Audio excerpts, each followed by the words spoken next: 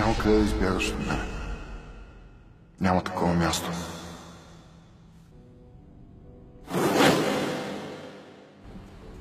Ще се представя за Елкане. За Джаро. Това са шивани италианци. Мафиоти. Ние да сме почточи. Дали се сещаш, че на Джаро не му е стискало да си покаже лицето пред тия? Още по-добре за нас. Готов канал, готова връзка. Брат, това са сериозни хора. Втори шанс нямаш там. Ти с кой мислиш, че говориш? Аз съм Елкане, Бао. Има само едно нещо, което не ми е ясно. Ти що си жив? Мале.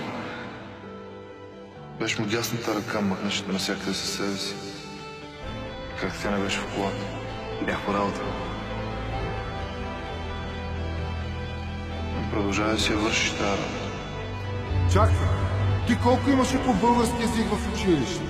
Питам, защото или аз не говоря правилно, или ти не разбираш майчиния си език.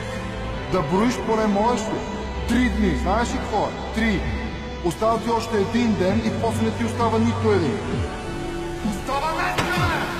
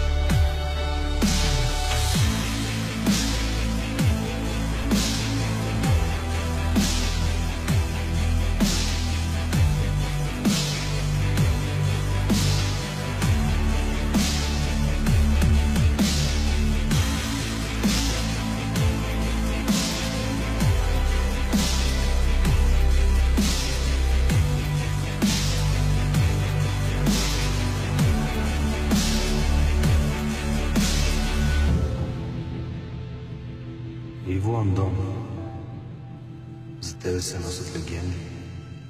Автограф ли искаш? Твоят дял, моето момиче, са 80 кг кокаин в контейнер за какао и още 200 кг амфетамини в едно мазе в село Дрен. Ако си ги искаш, заповядай. Иди да си ги вземеш. Ако не, седиш тука, докато натрупаме достатъчно.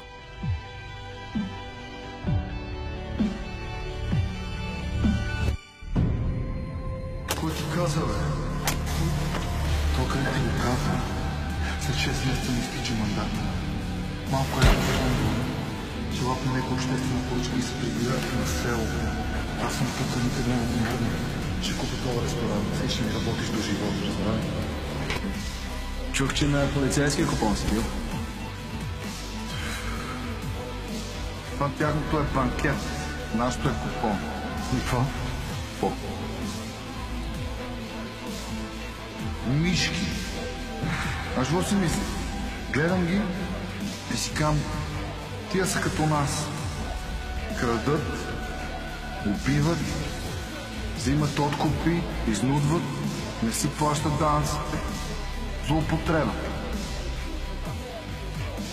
Всичките са допедавци. Въртат се накъдето дух.